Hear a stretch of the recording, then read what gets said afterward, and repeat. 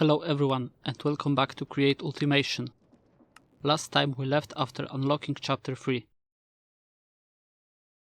Today's chapter will unlock Applied Energistics. That means access to digital storage and crafting automation.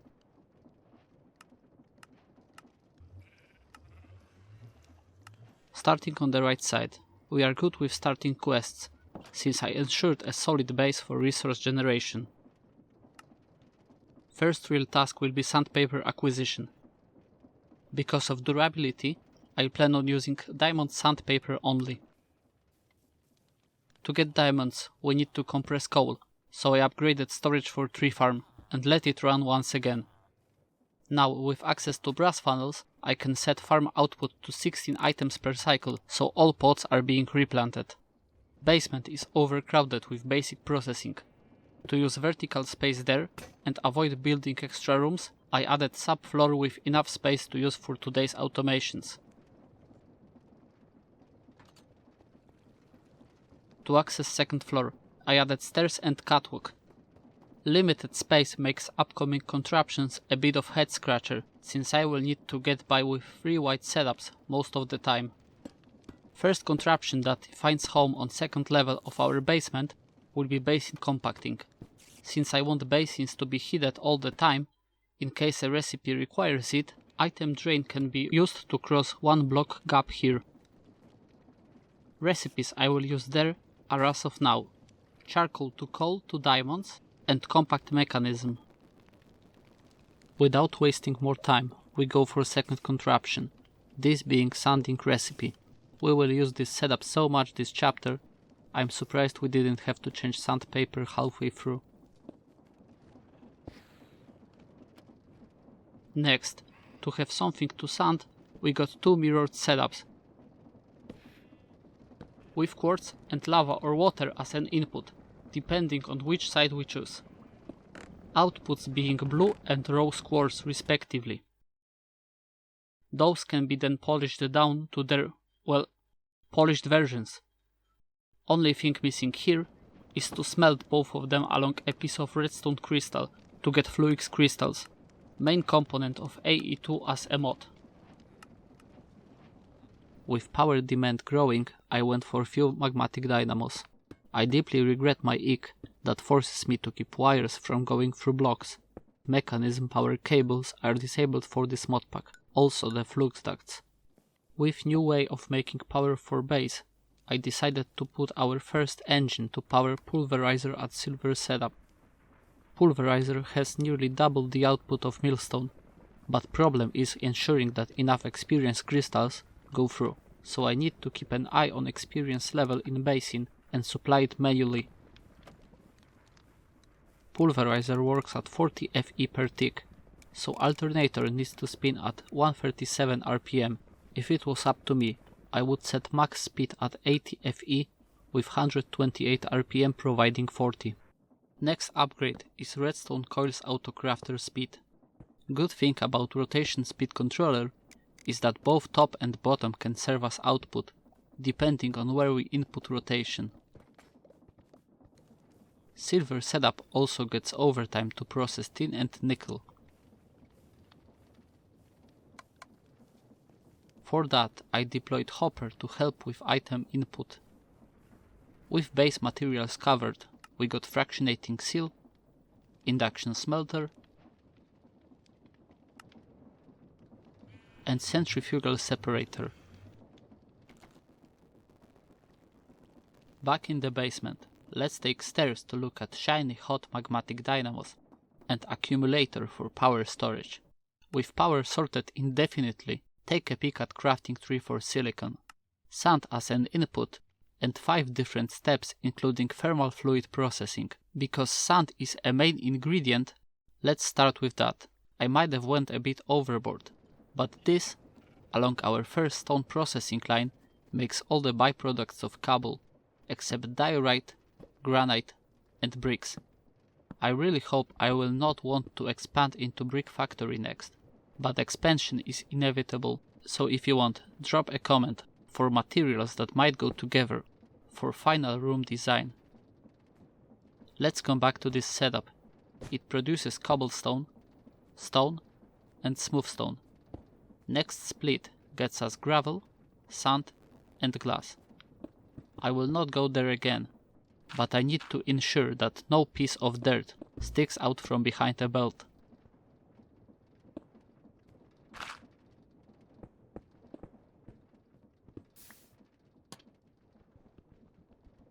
Igneous extruder is overclocked up to 2x, and all tunnels I set for round robin, since both crushing wheels and fans take as much time to process 16 blocks and 1 block. Range for storage controller is 12 blocks, so I needed to place it closer to this setup so that all the outputs go directly into a hut.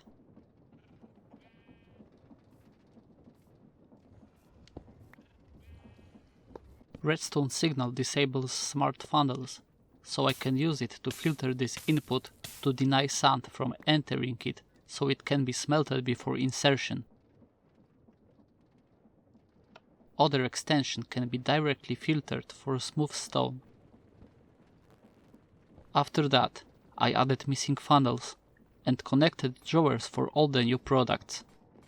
Back downstairs, we can start to connect everything to accumulator. Tesla coil is the first receiver, but remember that wires cannot go into a block for it to count. Next is a pulverizer into multi-servo press for primitive mechanism base production, sawmill for precision base, and induction smelter to use with new recipes. After getting energy to them, I started with a stack of fluix crystals. This is not enough to start thinking about AE2, but enough to finish quest asking for one of them.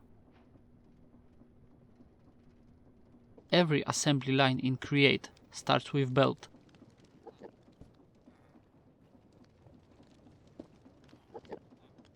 So no need to overthink this one. First step, mechanical press. Second step, crush. Too close to press. Second step, crushing wheels with resulting product going into centrifugal separator. Then the resulting fine sand goes into fractionating seal to be converted into pure silicon with side product of molten glass. In the meantime, first half of contraption gets connected to rotation so that I know how to route power further, and also get a bucket of silicon for pipe filtering.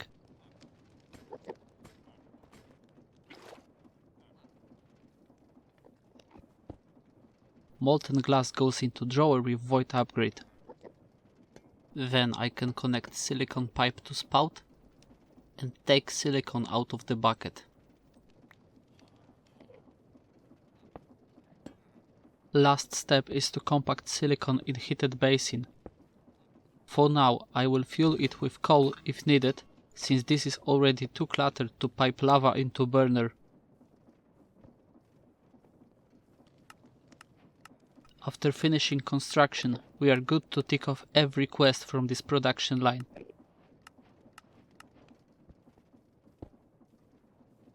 With that, I thought to output silicon directly into a deployer. There is no other use for silicon, so until we get recipe that allows us to cut silicon into mechanism base, this will work great.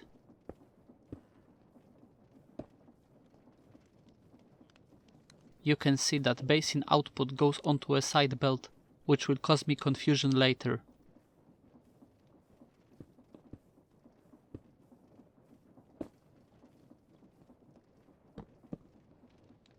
Fluix crystals come fresh out of smelter, directly into deployers. Sand to start with silicon production, and we are golden. Here you can see me troubleshooting why items are spilling out the side. This is the reason that for every 20 hours of recording, I can squeeze out 30 minutes of usable footage. Turns out deployers don't need to be filtered, and it doesn't matter into which site you try to input items. You simply need to make sure that previous step output is where it's supposed to be. Troubleshooting aside, we are free to convert thermal mechanisms into digital ones.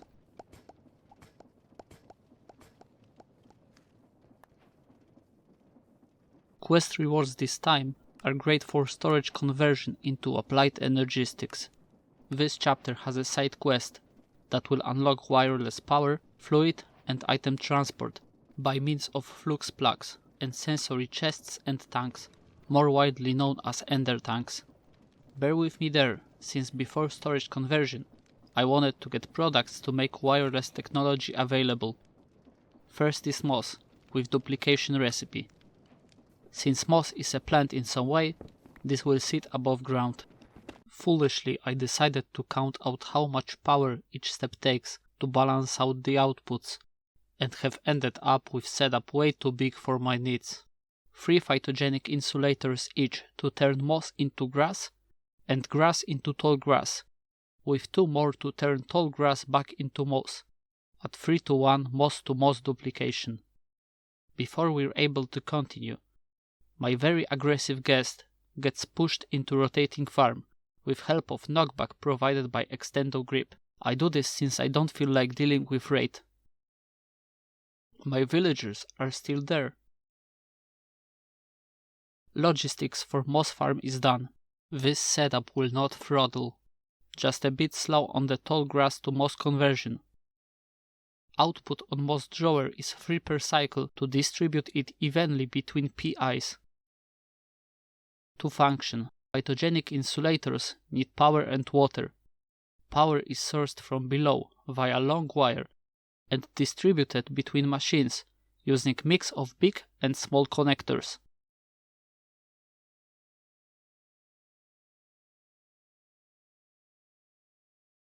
Water comes from underground pumps, for now only 2 of them, but I will add third later because 512 RPM combined is too low to provide enough water. Testing is done as always to both get intermediate products for quest completion and to check if any step might require speeding up.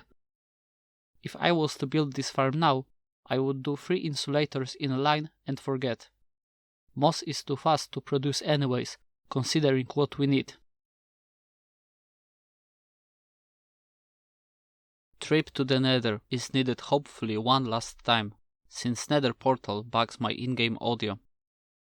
This time I needed to get to a warped forest, best Nether biome by the way, for twisting vines and some warped nylium, just in case I want to use it for farming later. I decided to also go for phytogenic insulators for vines. Cyclical processing upgrade requires signalium, which is available in the next tier, so I am left with an L-shaped belt for input and output plus a drawer for overflow. Using vines, moss and experience nuggets, we are able to smelt it down into a skulk sensor, which when smelted together with digital mechanism gives us sensory mechanism, thus making wireless transfer right around the corner.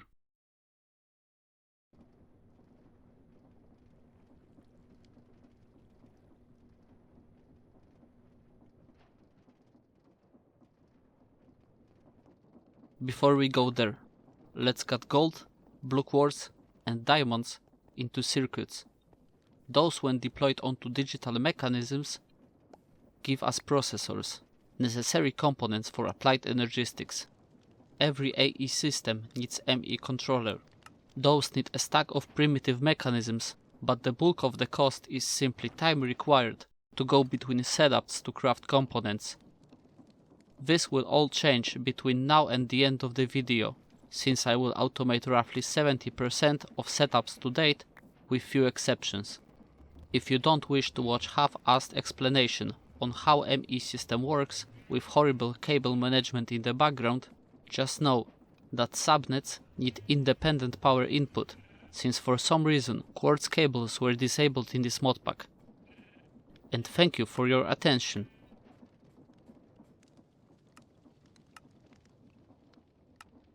If you're still there, you could see crafting steps required to get flux point and plugs.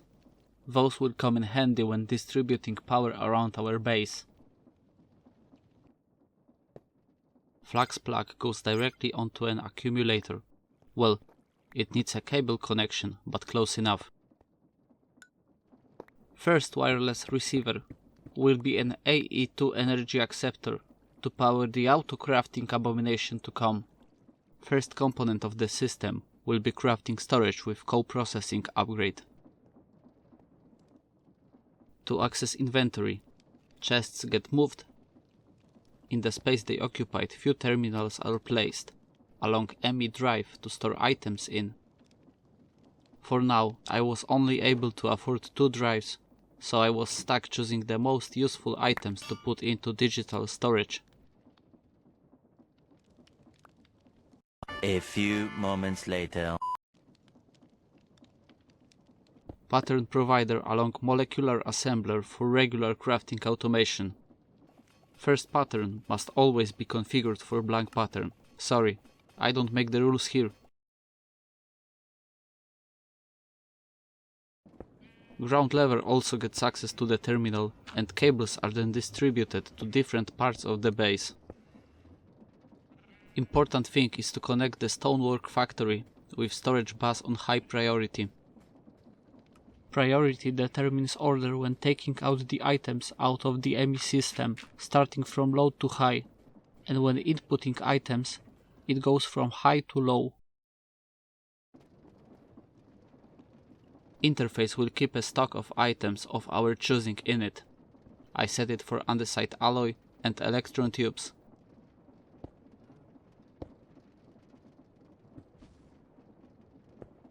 So that I only need to worry about inputting mechanism base for crafting.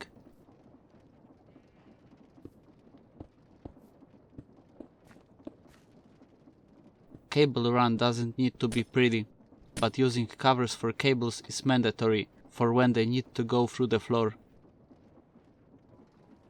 Smart funnels make sure that only desired items go onto the input belt. For now I chose storage controller to get access to crafted mechanisms. This will change soon, since to complete craft, items need to actually enter digital storage. Item count from outside inventories doesn't matter. Next connection is the metal tower. I set the controller height to be as low as possible, while allowing the gold drawer to be in range. Deep slate and experienced drawers also get connected to this storage, so I don't need to come there often.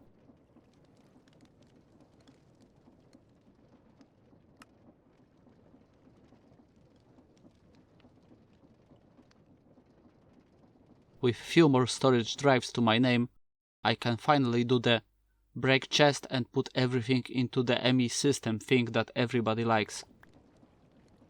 Some covers for terminals, and we can go for the next step. And the next step is the dreaded P2P connection using subnets. This won't be the prettiest example of P2P out there, but it's better than crafting dense cables. It's not like I have something against them. I simply couldn't bring myself to shear ships after getting wool for windmill. Because of some weird limitation, quartz cables are out of question, so I use flux point to connect power there.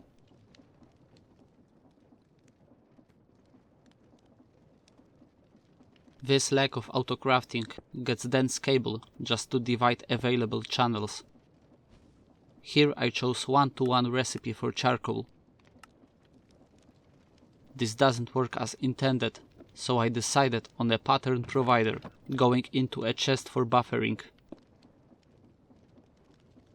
This one is also a bust, since drawers with puller upgrade cannot interact with crafting interface in ways I imagined.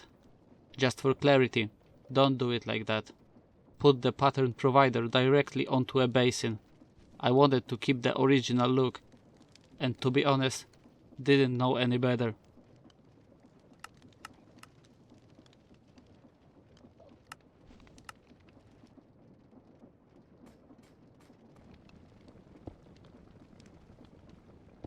Every basic component is crafted in large batches, just for simplicity. Next, I decided on foundry automation to get redstone crystals.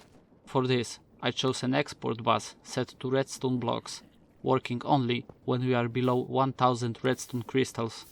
Simple as that. Second place in the horrible automation contest goes to electron tubes.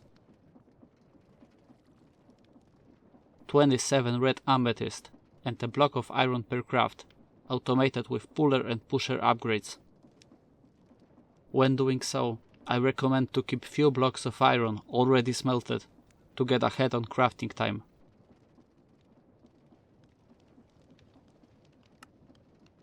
Final storage controller this episode will take care of our new plants, as well as red dye and amethyst.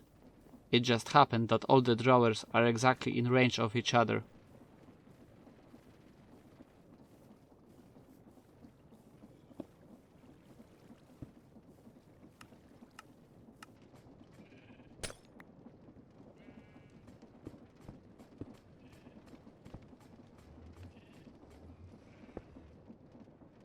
And I think I'm able to fully automate one of the mechanisms. I went for a thermal one, since it crafts into a digital mechanism later, and I have nice stock of the others. Silver is being constantly provided by an export bus. Cheaper recipe is still long ways off, so this is the easiest. Pattern provider goes directly onto a belt. And after exchanging the drawer for an interface, everything works as planned.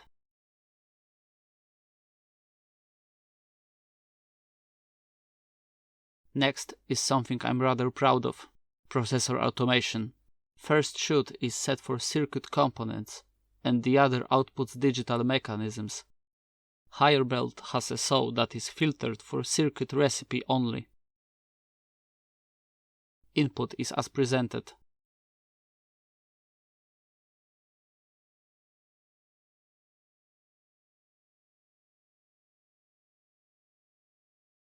And outgoing funnel is set to deny digital mechanism.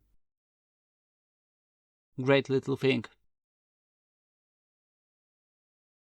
Digital mechanism automation gets an export bus set for sand. We are forced to interrupt automation broadcast to give you important news from Villager Pen.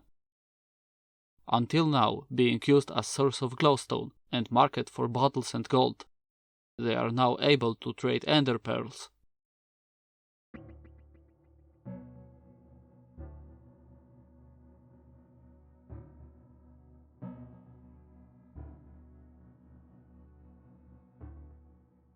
Silicon setup gets an intermediate drawer after the centrifugal separator to buffer liquids.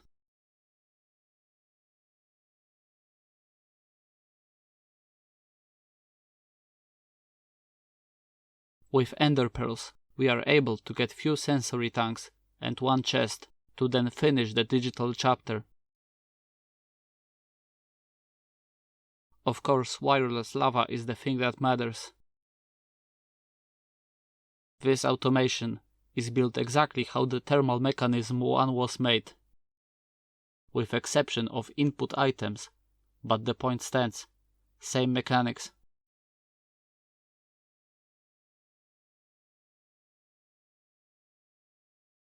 In case you were wondering, pattern is one mechanism into the other.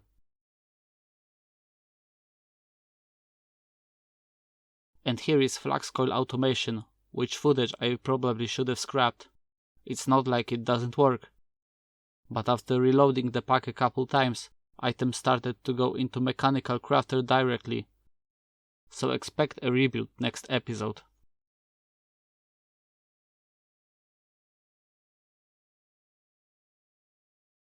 I really enjoy cables being out in the open.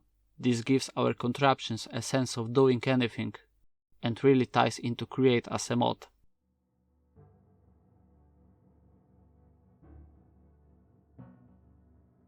Pattern provider for induction smelter, and connection to colored quartz setup.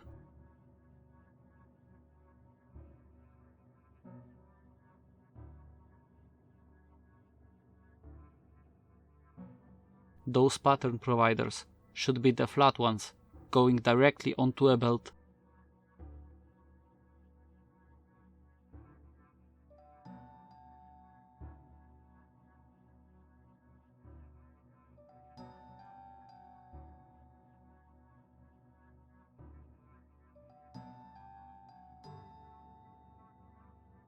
Same goes for sanding setup.